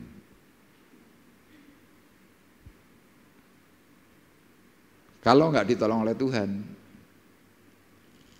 ya mungkin saya yang lalu sudah mati. Kenapa saya ngomong begini? Karena ada beberapa teman saya mati di Nusa Kambangan. Itu teman-teman sewaktu bermain narkoba. Waktu saya ditangkap Tuhan, saya mencoba bicara kepada mereka. Saya bilang, mbok wes yo mandek. Semakin menjadi-jadi. Pertama dimasukkan penjara di Purwokerto, di penjara masih jadi jagoan, kirim ke Nusa Kambangan. Saya pernah mendengarkan cerita, untuk bisa menaklukkan seorang yang merasa sok jagoan, begitu masuk, tidak diapa-apakan. Kasih makan normal, tidur normal, tapi begitu sudah mulai seminggu, tengah malam, mungkin jam 12, mungkin jam 1 malam, tahu-tahu pintu kerangkeng itu dibuka, langsung masuk beberapa orang, gebuki, jerat. Orang ini kan kesakitan, tinggal pergi, kerangkengnya tutup lagi, plak. Orang itu mulai ndredeg-ndredeg, itu hari pertama. Besoknya lagi mulai tidur, masuk lagi, gebuki lagi. Itu selama seminggu berlangsung. Dan Anda tahu apa yang terjadi? Begitu ada suara derit pintu penjara bunyi, kerengkit, masuk, wah! Stres hebat. Makanya di dalam penjara itu tidak ada yang jagoan. Begitu Anda mulai jagoan, gebuki. Untuk apa? Ngedownkan mental. Nah salah satu teman saya akhirnya mati. Karena apa? Nggak tahan. Dan teman saya yang mati ini badannya gede. Tingginya dengan saya lebih tinggi. Kumisnya tuh kayak gagang telepon. Sangar. Kita kalau manggil siapa? Kumis. Namanya kumis. Karena memang kumisnya baplang. Mati.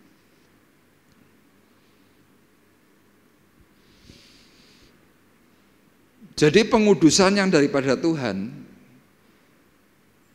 bagi orang yang sadar, cepat-cepat ambil sikap apa? Membalas kebaikannya Tuhan. Caranya gimana? Beritakan Injil. Apakah Injil itu hanya cuma pada waktu kita hidup di dalam zaman sekarang atau zaman perjanjian baru? Jawabannya tidak. Makanya Rasul Paulus nulis, Injil itu telah dijanjikannya sebelumnya dengan perantara nabi-nabi yang dalam kitab-kitab suci. Jadi sebenarnya Injil itu bukan hanya perjanjian baru. Bagi orang yang tidak tahu kan kita nyebut Injil, gospel, itu kan perjanjian baru. Kalau menurut saudara, waktu perjanjian lama gitu sudah ada Injil belum? Ada nggak Bu? Perjanjian lama, sebelum Yesus lahir sudah ada Injil belum? Bu Tini, ada Injil nggak dulu?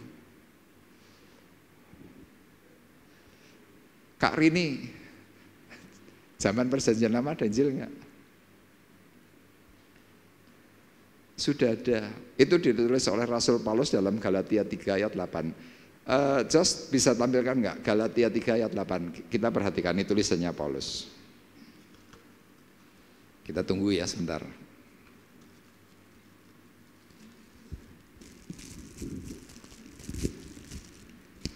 Galatia pasal 3 ayat 8.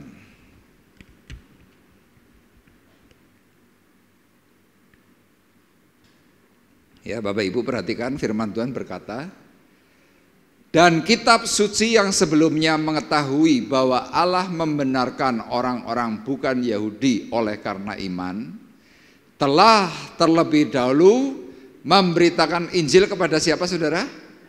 Abraham. Olehmu segala bangsa akan diberkati. Loh, Abraham ini kan bapaknya orang percaya. Mula-mulanya bisa ada pemahaman tentang percaya kepada Allah Elohim itu kan karena Abraham. Ternyata hari itu Injil itu sudah diberitakan. Olehmu segala bangsa akan diberkati. Makanya muncul perkataan diberkati untuk memberkati. Itu yang disebut dengan kabar baik. Kabar baik itu apa? Injil. Nah, Paulus hari itu sadar. Dikatakan tadi dalam Roma 1, kembali ke PowerPoint, Injil itu telah dijanjikannya sebelumnya dengan perantaraan nabi-nabinya dalam kitab-kitab suci. Tapi lihat, manusia dengan pengertiannya sendiri sudah ada berita kabar baik. Mereka lebih percaya dengan sesuatu yang mereka sebenarnya tidak tahu. Makanya dia meyakinkan kepada orang-orang Roma, ini loh Injil itu sudah ada sejak lama. Bicara tentang apa? Tentang anaknya yang menurut daging diperanakan dari keturunan Daud, dan menurut roh kekudusan dinyatakan oleh kebangkitannya dari antara orang mati, bahwa ia adalah anak Allah yang berkuasa, Yesus Kristus Tuhan kita. Mereka enggak percaya. Nah, terus kalau Anda bertanya, Pak, deskripsi Injil itu apa? Yesus lahir ke dunia, dia mati, bangkit dari antara orang mati di hari ketiga, naik ke surga, dan akan datang kembali. Itu Injil. Apa saudara? Dia lahir ke dunia, dia mati bagi dosa, dia bangkit di hari ketiga, naik ke surga, akan datang kembali. Itu ditulis dalam surat Korintus. Makanya ada perkataan, ya gereja hari ini ada yang memakai namanya apa? Injil sepenuh. Gisi, gereja Injil sepenuh. Kenapa kok Injil sepenuh? Karena ada banyak orang memberitakan Injil itu cuma separuh. Ini yang sering jadi masalah. Nah, Rasul Paulus yang hari itu hatinya tergerak, dia sadar penuh. Dia prihatin, wah ada banyak nih orang-orang percaya kepada Yesus nanti tidak selamat. Makanya Bapak Ibu malam hari ini dengar berita Injil. Kemarin ada lagi yang tanya kepada saya, Pak Arif mau tolong tanya. Bapak kemarin dalam khotbah kan ngomong, carilah dahulu kerajaan Allah dan kebenarannya, maka semuanya akan ditambahkan kepadamu. Maksudnya mencari kerajaan Allah dan kebenarannya itu apa, Pak? Jadi pengertian tentang Matius 6 ayat 33, carilah dahulu kerajaan Allah, itu berbicara tentang hal-hal yang bersifat rohani. Tetapi ada banyak sekali orang yang sudah mencari hal-hal yang bersifat rohani, belum tentu mereka itu hidup di dalam kebenaran Allah. Belum tentu mereka mencari kebenaran. Belum tentu. Ya contoh yang paling simpel. Alkitab itu jelas melarang. Jangan sujud menyembah kepada patung. Betul ayatnya? Di mana saudara? Kitab Keluaran pasal 20. Mulai dari ayatnya yang ketiga. Jelaskan perkataannya. Jangan membuat bagimu patung yang menyerupai apapun di langit, di atas, di bumi, di bawah bumi, air. Jangan sujud menyembah kepadanya. Faktanya mereka kalau berdoa kemana? Kepada patung-patung. Mereka sudah cari kebenaran Allah. Mereka sudah cari kerajaan surga. Tetapi tidak diperlengkapi dengan kebenaran Allah. Makanya dalam Roma pasal 10 dikatakan apa? Saudara-saudaraku yang kekasih, keinginan hatiku dan doaku kepada Tuhan ialah supaya mereka diselamatkan. Karena aku mengetahui bahwa mereka sungguh-sungguh giat untuk Allah, tetapi tanpa pengertian yang benar. Karena mereka membangun kebenaran mereka sendiri, sehingga mereka tidak takluk kepada kebenaran Allah. Itulah sebabnya Rasul Paulus kemudian berdoa. Untuk siapa? Ya untuk orang-orang itu. Jadi Bapak Ibu perlu pahami malam hari ini, kalau kita ini tidak sungguh-sungguh di dalam Tuhan, kita tidak sungguh-sungguh plus mencari kebenaran Allah, saya mau ingatkan, belum tentu kita ini selamat. Belum tentu. Anda mungkin berdalih, Pak, saya sudah tidak nyembah patung. Pak, saya tidak punya berhala. Kemarin hari Minggu sudah saya jelaskan, berhala kita apa? Media sosial. Nih. Loh, ada orang bermain media sosial sehari 9 jam itu ada. Nonton TV,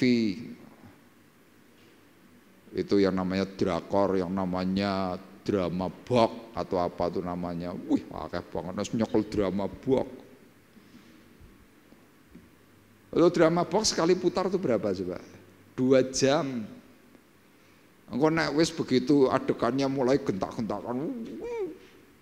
Ngerti apa? To be continue, penasaran buka meneh. Sesi 5. Begitu nonton meneh. Coba dicek berapa jam. Apalagi WA. Apalagi TikTok, Instagram, Facebook. Wah, komplit. Tapi kan kita nggak sadar.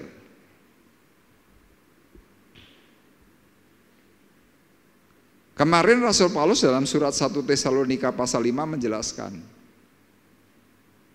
Anda tidak menghormati hamba-hamba Tuhan, itu sudah jadi masalah. Anda yang tidak bisa mengampuni, itu masalah. Anda yang masih punya dendam, itu masalah.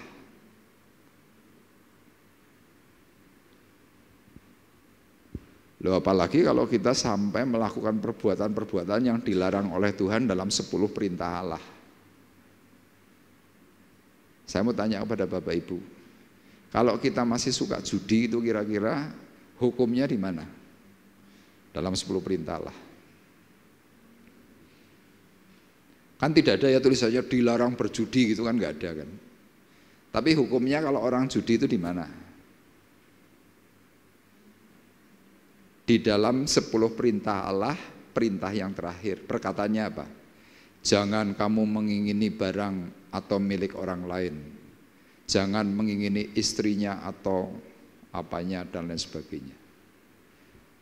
Orang judi itu karena apa? Ingin. Surat Paulus berkata, karena ingin kaya, manusia jatuh ke dalam berbagai-bagai macam pencobaan. Jadi kalau kamu hari ini kena berbagai macam pencobaan karena apa? Itu tadi karena kamu ingin. Firman Tuhan memberikan perkataan itu jelas. Dalam hukum fisika dikatakan apa? Gaya berbanding terbalik dengan apa? Dengan apa, Pak? Dengan tekanan. Gaya berbanding terbalik dengan tekanan. Diubah. Kalau hidupmu banyak tekanan karena engkau kebanyakan gaya lakui, kan begitu. Makanya nek kowe kagen tekanan hidup karena apa? Kagen gaya.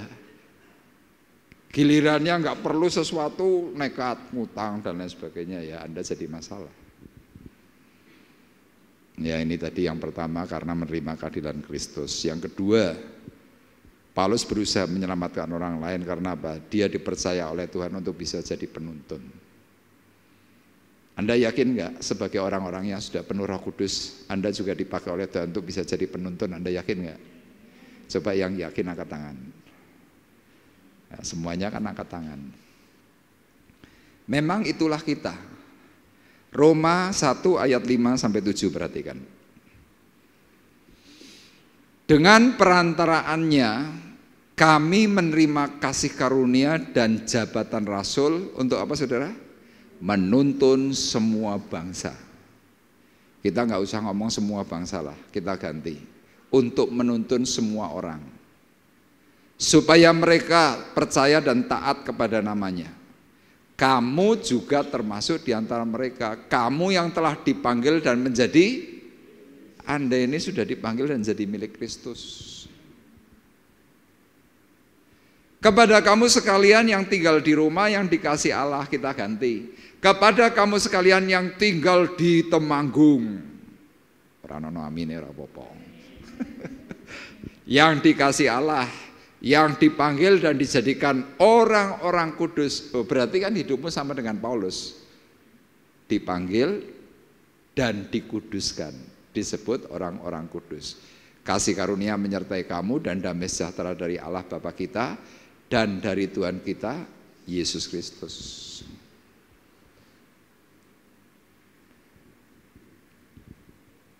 Saya dipulihkan. Saya diberi keadilan. Kemudian hari ini tugas saya apa? Menuntun saudara. Orang dituntun bisa semuanya percaya enggak? Belum tentu. Kalau enggak percaya besok Anda cari orang buta. Itu ada tuh di mana Pelkris. Itu kan jalan jelas kan gini kan. Ya kan? Nah besok Anda jadi penuntun. Caranya gimana? Anda misalkan manggil mijet, dipanggil pijet. Pak, besok pijet ya di rumah saya. Oh iya, nanti kan datang. Diantar sepeda motor biasanya. Nah kalau dia pakai tongkat, kita bisa gandeng tongkatnya. Kalau dia enggak pakai tongkat, gandeng tangannya. Jelas kita yang melek itu loh. Misalkan ini pintu. Nah ini pintu. Kan lewatnya kan gini kan. Kadang-kadang yang dituntun orang buta. Saya ngomong gini kan karena saya pernah nuntun orang buta. Melakukannya, sini Pak, pelan-pelan Pak, ya melipir gini, gitu, pelan-pelan. Wong iki orang gelem ngikuti saya, tapi milih non kene duduk dulu. Oh pintu ya Pak, iya. Ya sama. Saya sebagai penuntun kadang-kadang disalahkan. Saya sebagai penuntun kadang-kadang nuntunnya orang bener. Loh saya sudah pakai prinsip sing paling bener. Makanya banyak orang berkata, orang buta menuntun orang buta. Akhirnya piye? Kecemplung kabeh. Loh Rasul Paulus kan jelas. Aku dipanggil, aku ditetapkannya oleh kasih karunia untuk menuntun semua bangsa. Makanya tadi saya senang sekali dengan kesaksiannya Pak Sugeng. Ya saya kenal Pak Sugeng sudah sekian tahun, dengan Bu Tini sudah sekian tahun. Tapi lihat, baru hari ini tiba-tiba Pak Sugeng bisa ngomong.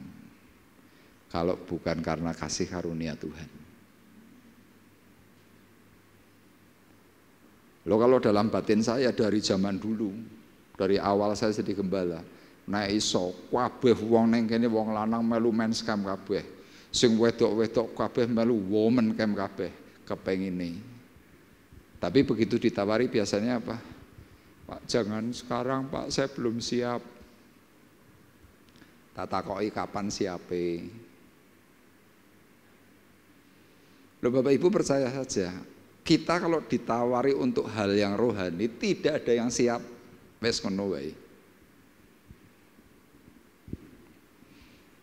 Tapi coba kalau ditawari, Pak besok ada kerjaan, sehari Bapak dibayar 750.000, kerjane mulai jam 8, mulai jam 3, dikai mobil, dikai mangan, dikai omah, dikai fasilitas full, gelem berapa? Jadi sekarang tanda tangan. Betul enggak? Tapi gilirannya Bapak, Ibu, Saudara yang terkasih, marilah kita datang kepada Tuhan. Kita pasti masuk surga. Pendetanya malah diplengosi. Amin apa amin? Itu kan fakta.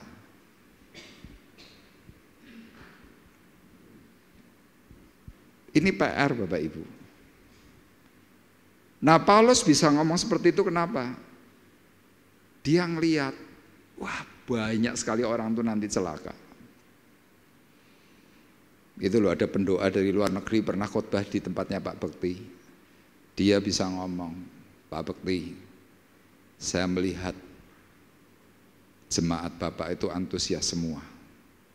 Tetapi dalam penglihatan saya di alam roh, yang memakai baju putih-putih seperti lenan halus, itu cuma 10%.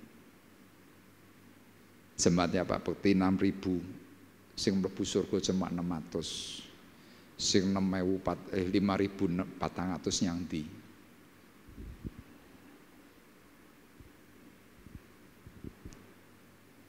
Harapan saya Bapak Ibu Saudara termasuk saya mlebu surga kabeh.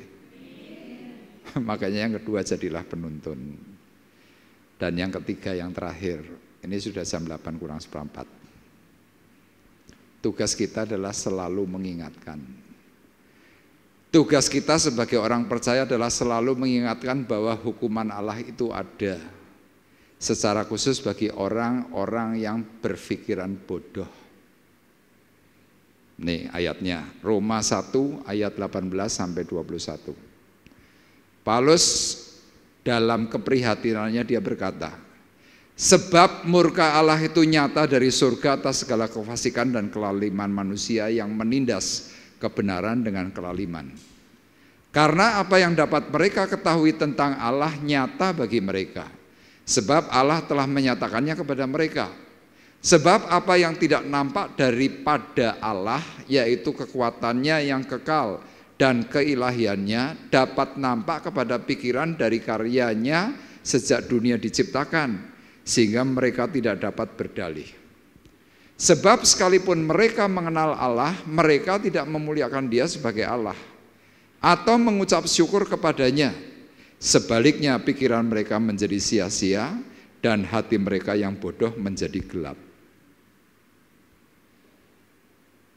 Paulus berkata seperti ini kepada orang-orang Roma, secara khusus kepada orang-orang Yahudi. Kenapa? Mereka tahu pengalamannya pada waktu hidup di dalam zaman Musa. Mereka melihat tiang api. Mereka melihat tiang awan. Mereka tahu itu. Tapi pada waktu dalam masa keluaran, waktu Musa menerima 10 hukum Taurat, ya 2 loh batu, tiba-tiba bangsa ini nyembah patung. Yang disembah patung apa saudara? Lembu emas atau sapi emas. Nah sekarang saya mau tanya kepada Bapak Ibu, kenapa cerita itu kok ceritanya lembu emas? Mbok gajah emas kan luwih sangar ya. Singa emas kan luwih sangar. Tapi kenapa lembu? Karena itu ada banyak orang percaya kepada Tuhan, tetapi mereka lebih percaya kepada kesibukan atau kekuatan dari kerja. Dan emas itu adalah gambaran tentang uang. Manusia lebih suka memilih kerja dan uang. Mereka tahu kedahsyatan Allah, tapi mereka lebih suka memuja lembu emas daripada menyembah Allah. Makanya dalam ayat yang berikut, ayat 22, ayat 23, 24, di situ ada sebuah peristiwa. Mereka-mereka yang tidak mau takluk kepada kebenaran Allah, mereka itu diizinkan oleh Tuhan melakukan segala sesuatu perkara yang buruk, dan kesialan-kesialan itu menimpa mereka semuanya. Kenapa? Mereka tidak mengutamakan Tuhan. Nah, Paulus waktu menuliskan ayat 18 sampai 21, itu adalah hal untuk mengingatkan bahwa surga neraka itu ada. Petrus pun mengatakan hal yang sama. Bisa ditampilkan enggak? 2 Petrus 1 ayat 12-13. Sudah disiapkan enggak? Perhatikan. 2 Petrus 1 ayat 12 dan 13, ini yang terakhir.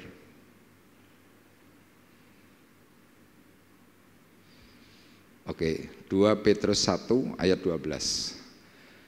Karena itu aku senantiasa bermaksud mengingatkan kamu akan semuanya itu, sekalipun kamu telah mengetahuinya dan telah teguh dalam kebenaran yang telah kamu terima. 13. Aku menganggap sebagai kewajibanku untuk tetap mengingatkan kamu akan semuanya itu selama aku belum menanggalkan kemah tubuhku ini.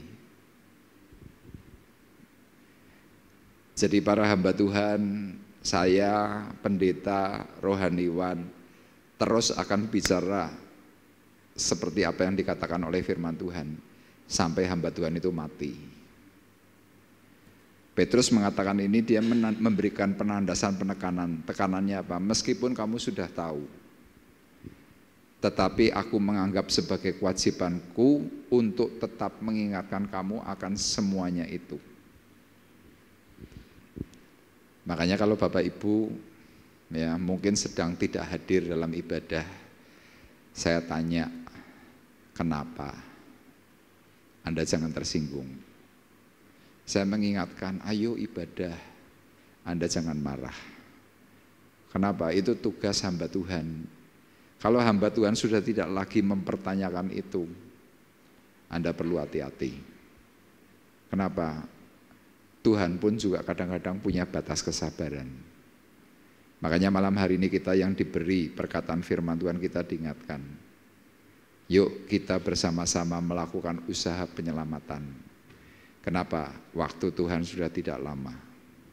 Waktu kita mau ambil bagian, waktu kita mau melakukan banyak kontribusi kepada pekerjaan Tuhan, saya meyakini Anda akan mengalami keselamatan itu total. Amin. Tuhan memberkati kita semuanya.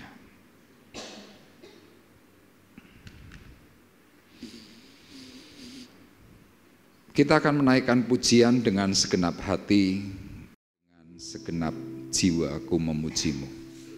Dengan segenap hati ku menyembah memuji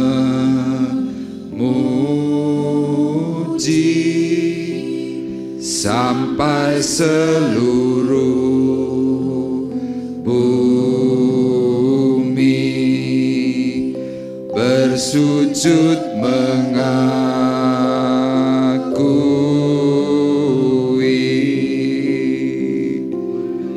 malam menepi,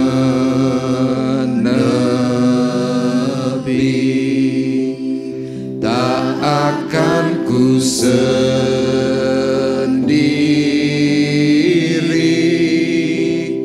kasih yang menemani,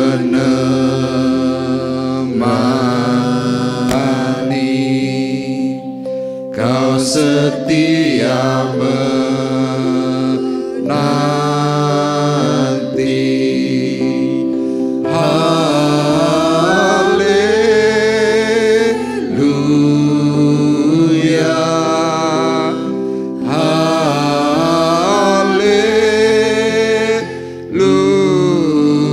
Haleluya.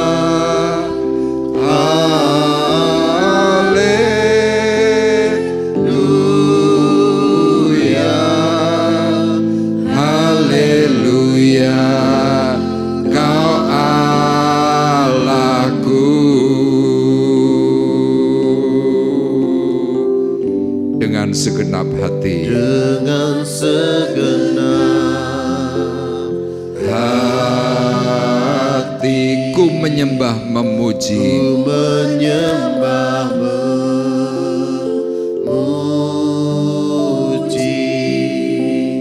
Sampai seluruh bumi bersujud mengakui.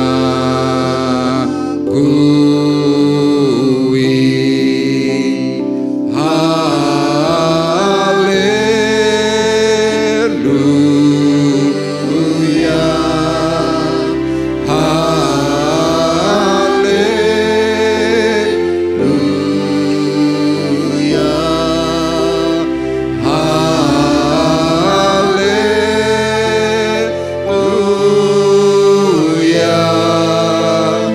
haleluya, haleluya, haleluya.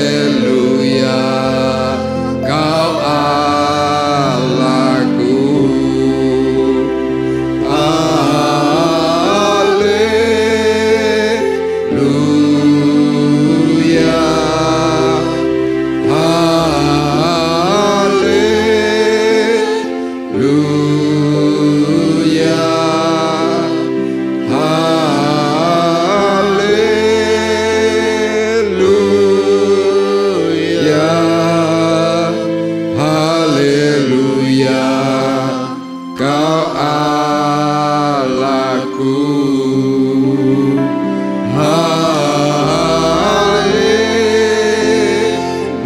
haleluya. Saya mengundang Ibu Oni untuk berdoa untuk firman Tuhan dan untuk kita semuanya.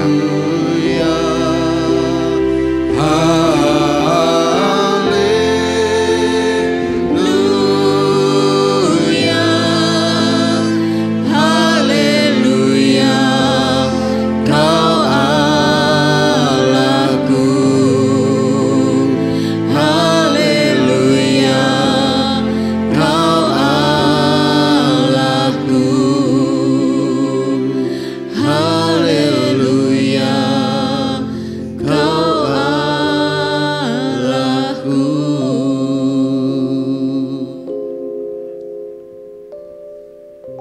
Terima kasih Tuhan untuk kebenaran firman-Mu pada petang hari ini.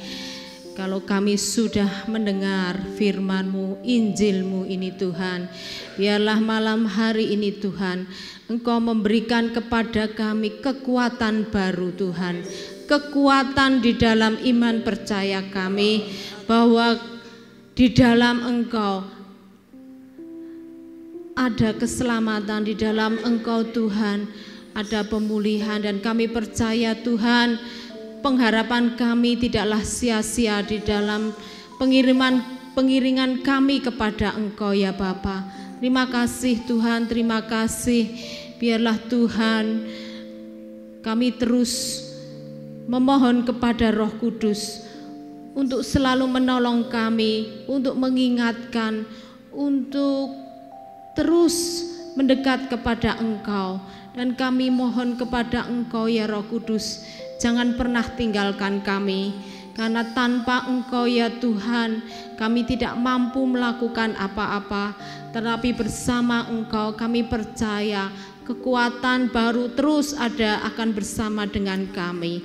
Terima kasih untuk hamba-Mu yang sudah menyampaikan kebenaran firman-Mu.